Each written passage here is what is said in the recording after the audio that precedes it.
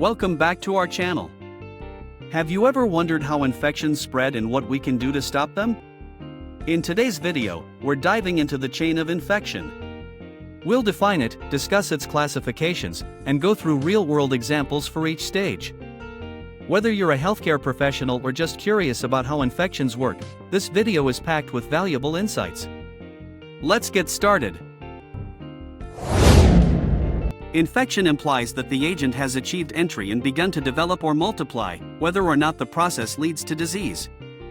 A model used to understand the infection process is called the chain of infection. It is the linkage of factors involved in the transmission of communicable disease in the form of chain of successive events. Though the process of disease transmission is a continuous process, it is conventionally divided into 6 components for the purpose of understanding and to learn where to act to halt disease transmission. The chain of disease of transmission involves 6 components. 1. Infectious agent. 2. Reservoir. 3. Portal of exit. 4. Mode of transmission. 5. Route of entry. 6. Susceptible host. Understanding those links helps to develop appropriate prevention and control methods.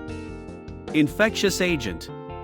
It is an organism capable of causing infection such as bacteria, viruses, protozoa, helminths, etc.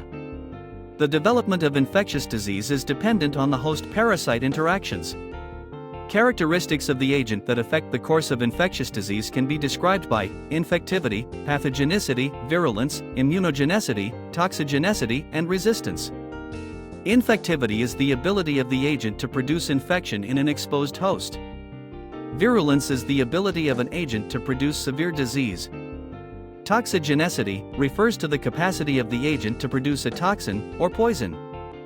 Resistance refers to the ability of the agent to survive adverse environmental conditions during transmission.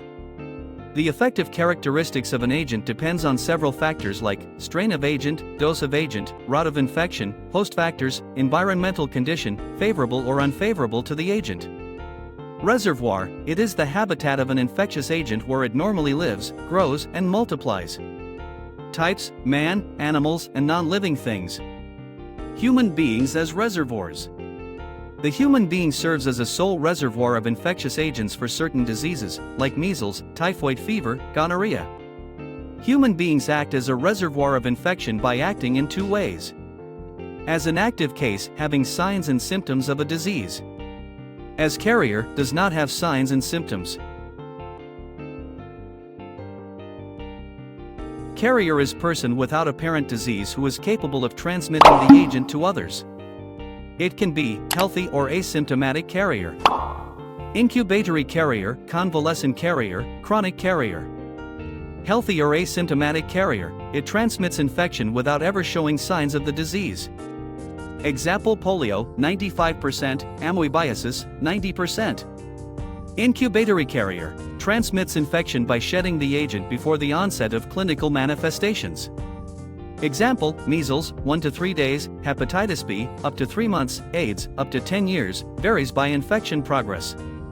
Convalescent carrier, transmits infection after the time of recovery from the disease. Example: typhoid, hepatitis B infection. Chronic carrier, shed the agent for a long period of time, or even indefinitely. Example: hepatitis B virus, 0.1-20%, 70-90% in children, typhoid, 2-5%. Animals as reservoirs. The term zoonosis refers to an infectious disease that is transmissible under natural conditions from vertebrate animals to humans. Long recognized zoonotic diseases include brucellosis, cows and pigs, anthrax, sheep, plague, rodents. Trichinosis or trichinosis, swine, tularemia. Rabbits and rabies, bats, raccoons, dogs, and other mammals. Zoonoses newly emergent in North America includes West Nile encephalitis, birds, and monkeypox or prairie dogs. Many newly recognized infectious diseases in humans, including HIV/AIDS, Ebola infection, and SARS, are thought to have emerged from animal hosts, although those hosts have not yet been identified. Environmental reservoir. plants, soil, and water in the environment are also reservoirs for some infectious agents. Many fungal agents, such as those that cause histoplasmosis, live and multiply in the soil. Outbreaks of Legionnaire's disease are often traced to water supplies in cooling towers and evaporative. Portal of exit: it is the site on the reservoir of infection through which the infectious agent escapes. Examples: gastrointestinal tract. Example: typhoid fever, amoebiasis, etc. Respiratory tract. Example: tuberculosis, common cold.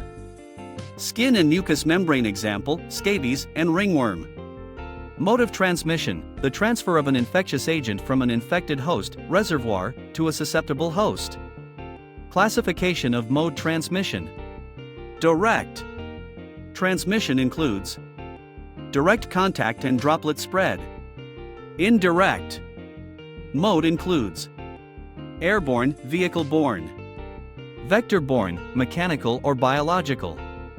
Direct transmission: an infectious agent is transferred from a reservoir to a susceptible host by direct contact or droplet spread.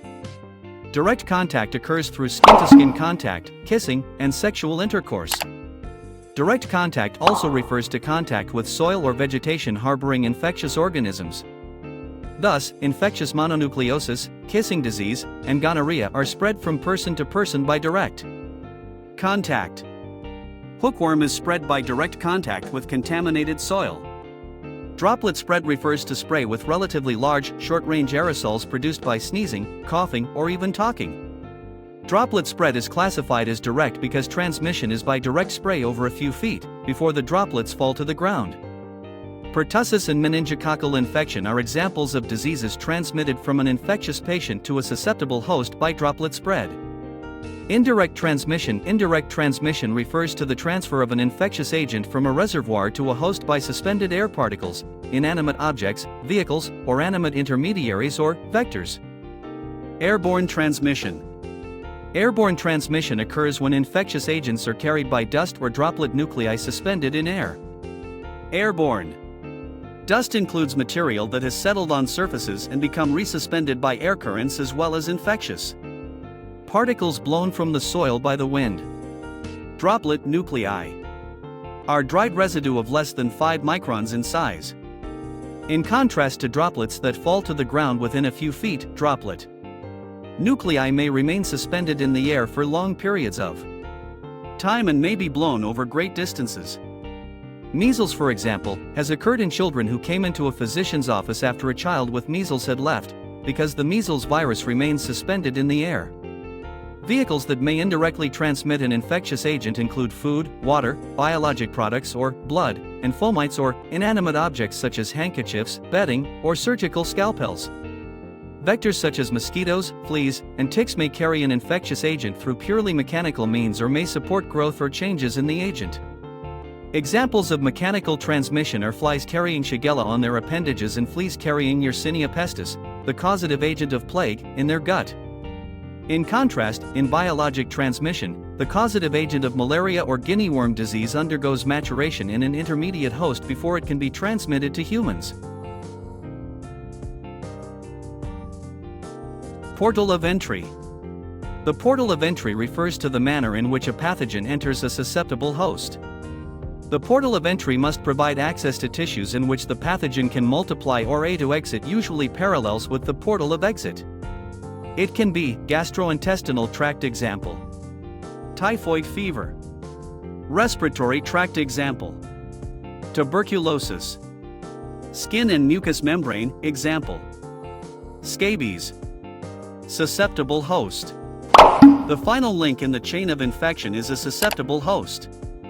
Susceptibility of a host depends on genetic or constitutional factors, specific immunity, and nonspecific factors that affect an individual's ability to resist infection or to limit pathogenicity. An individual's genetic makeup may either increase or decrease susceptibility. Thank you for watching. Don't forget to subscribe our channel for more videos. And gives us thumbs up if you like the video.